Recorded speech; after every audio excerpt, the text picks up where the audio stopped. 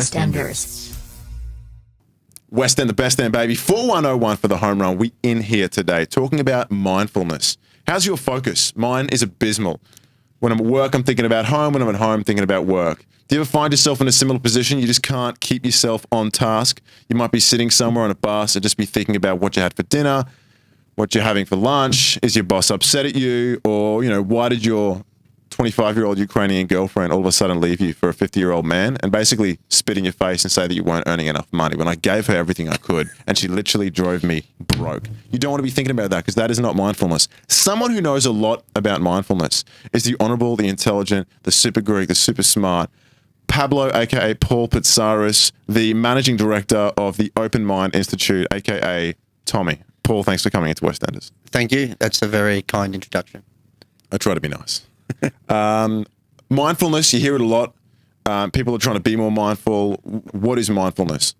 The best definition that I have found in a formal sense is that mindfulness is the psychological process of bringing one's complete and undivided attention to our internal and external experiences as they are occurring in the present moment. And if you're able to sustain it and make it a habit, sustain that attention control, then there's a byproduct, a very positive byproduct that comes along with mindfulness, and that is you're able to minimize judgment, minimize stereotyping, minimize your negative view of the world. Yeah, okay. So when you talk about, I just hate admitting how incredibly judgmental I am, and I do stereotype people right away. Right. Well, we all do. Yeah, I think we all do to a certain degree, right? Yes. And mindfulness is obviously the opposite of that. Mindfulness is just saying, that's just a person like you're mine.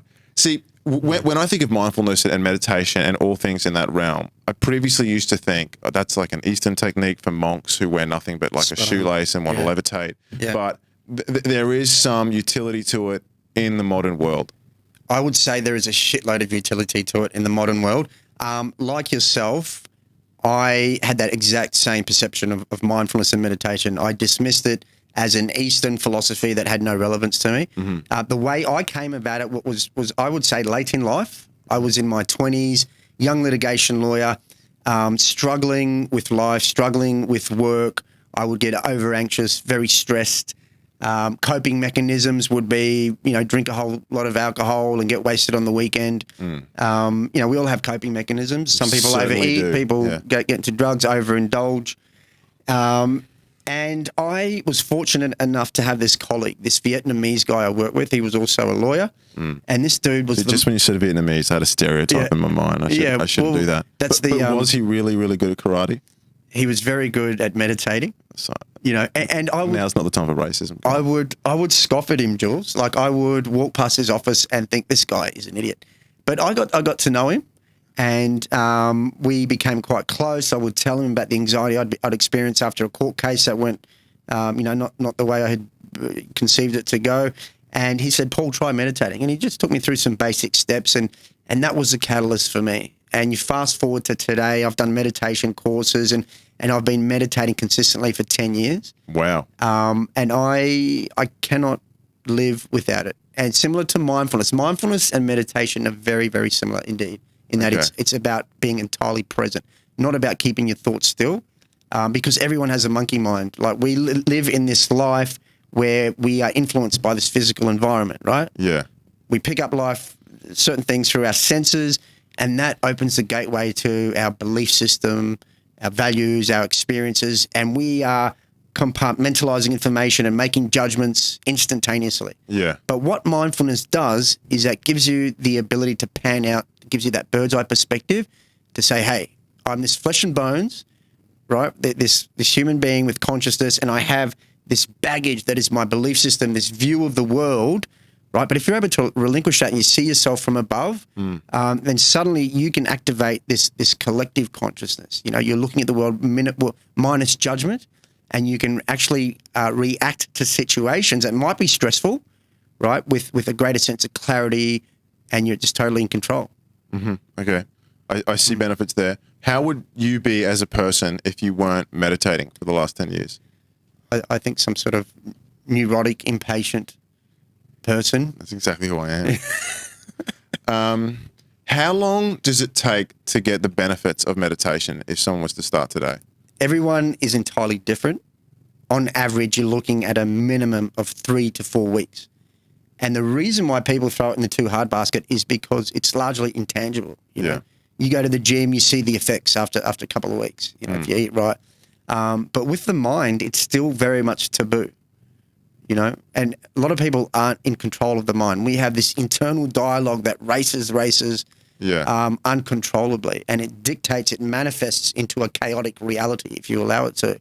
But meditating, for those of your listeners who are contemplating it, and who perhaps are novice, I'd recommend just Googling guided meditation, find a practitioner on YouTube or something that resonates with you, and just start doing it 5 minutes every morning and build on that consistently. And then after about 3 to 4 weeks, you will definitely notice the benefits. Yeah, okay. I look at it this way, right? So many people put time aside to work out their physicality. They're doing everything in terms of building biceps and triceps and all that. No one actually sets aside any time to look after their mentality. Yep. Or a lot less people do, I should say. Yeah. I'm hearing that pretty big organizations, Google and the likes, are actually bringing on people like yourself, mindfulness coaches. How are there benefits in a corporate sense to an organization with their staff being more mindful? Great question. Well, to address the first part of that, the reason why they're doing that is because there is now scientific evidence to suggest or to confirm that practicing mindfulness, practicing meditation does work. So that's come about just very quickly via functional magnetic resonance imaging. So this is a technology that detects blood flow in the brain, and it has confirmed that when we're practicing mindfulness, 2 things occur. So firstly, the amygdala gland, which is part of the brain responsible for fight or flight, that shrinks. So you can draw the inference that we're not really concerned for our survival when you're practicing mindfulness. But the most interesting thing, Jules, that occurs is that only the prefrontal cortex, which is part of the mind that is the most evolved, responsible for things like concentration, attention control, decision-making, focus, for instance, only that becomes enlivened. So when we're not practicing mindfulness, right now as we're having this conversation, different parts of our brain is, sparking here and there. And it's because of this evidence you now have, as you said, successful massive companies bringing on mindfulness coaches to teach their staff some basic techniques. And the positive benefits they get from that is that they are able to react to circumstances that might be left field or, in a high-pressured situation with a greater sense of almost samurai control. I like that. If you know what I mean. Because life is 10% of what happens to us and 90% of how we react to it. Yeah, that's a really good point, because I think myself and a lot of my constituents, friends, colleagues, cousins are just always stuck in that fight or flight mode. Whenever something bad happens, you sometimes just jump ahead. You're just like, I've missed the bus, my life's ruined, and I'm broke, and I don't speak to my parents enough, and I'm getting fat, and blah, blah. Whereas I see people who practice mindfulness and people who meditate, they're just like, like a steamroller just went over my car. Well, insurance will cover that. Whereas I'm, like ready to just, turn red and get ragey. Does mindfulness increase your focus? Because I think that's a problem for a lot of people, particularly like in jobs. And I don't want to advocate, you being more of an employer, doing your job better, but just on task orientated things, I only speak for myself when I just say like my focus is just so bad sometimes. Mindfulness crystallizes your focus, because if you're entirely present, you're not, sort of baggaged down by your previous memories, or, you're not thinking about, your mind is not thinking about what's going to happen if I get this right or wrong. If you're entirely present, you're totally empowered in that present moment. There's a very interesting Harvard research paper that came out, I think it was last year, that said we spend 47% of our waking lives either thinking about stuff that has happened in the past or stuff that may or may not happen in the future. And it says that it's this mind wandering that is the root cause of people's anxiety, stress and unhappiness. So what mindfulness does, it anchors your consciousness to the here and now. And you think about it, if you're at work and you've got someone over your shoulder cracking a whip, you've got deadlines, you've got demands, your mind is racing. You're not entirely present. You're thinking, shit, if I don't get this done on time, I could get fired. And it's that mind wandering that really circumvents your focus. Absolutely. Man, that's so true. So often I'm thinking of like, the repercussions of what I'm doing and where it's going to lead, how I got in this position, where I was at this time last year. So if I can do anything to actually, minimize those thoughts, it's definitely worth exploring. Your kind of clients include, you've got some government clients, you've got some personal clients. I know you've talked to schools as well. Yes. Do you have any client success stories you could share?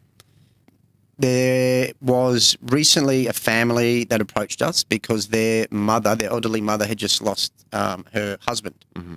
Right. So I think there was Neil and Dawn. They had 4 children and something like 11 grandchildren. Uh-huh. And the husband had died, and the elderly lady, Dawn, was experiencing mass grief, as you would. She had been with him her whole life, and she had become a recluse. So the family were really worried about her. She was just staying inside all day, every day, looking at photos, living in the past, and slowly was withering away. Yeah.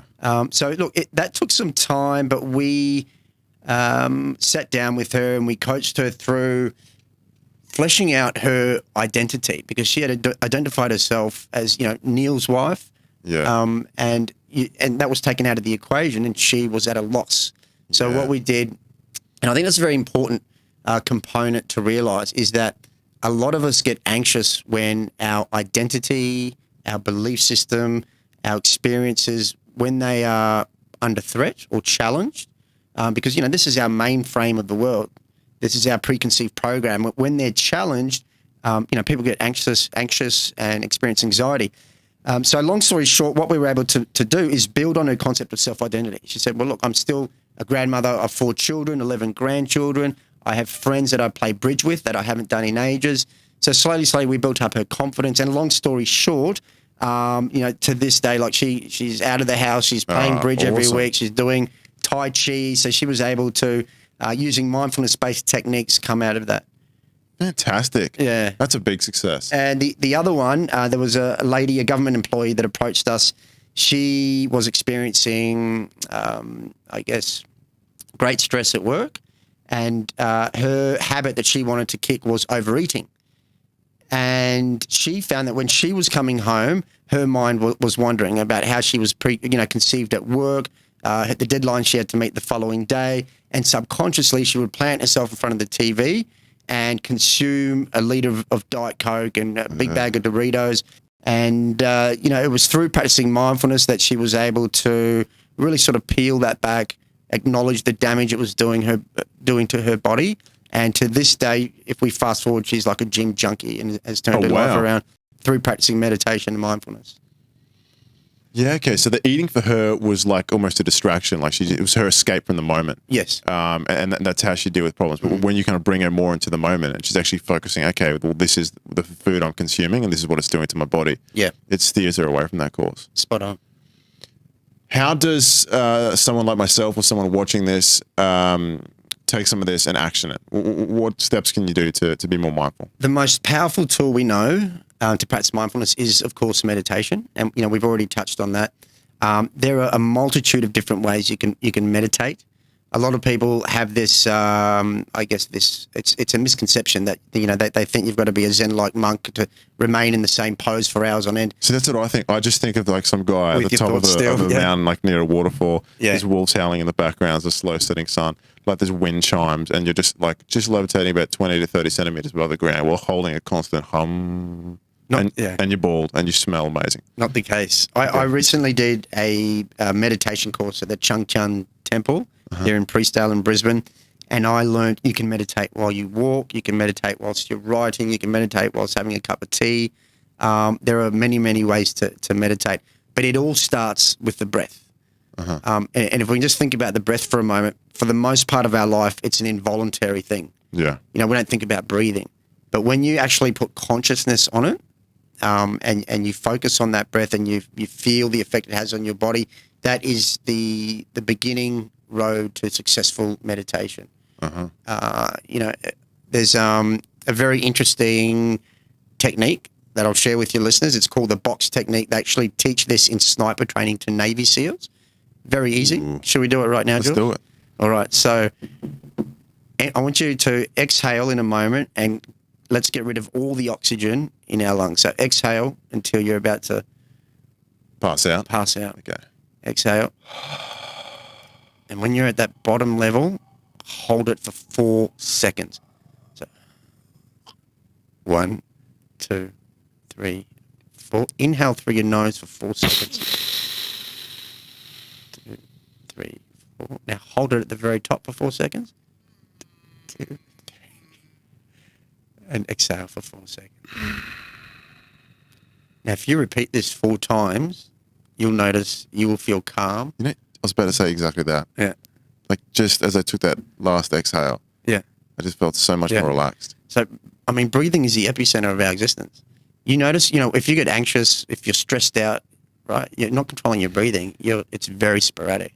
You control your breath, you control your focus. So that's a very simple technique.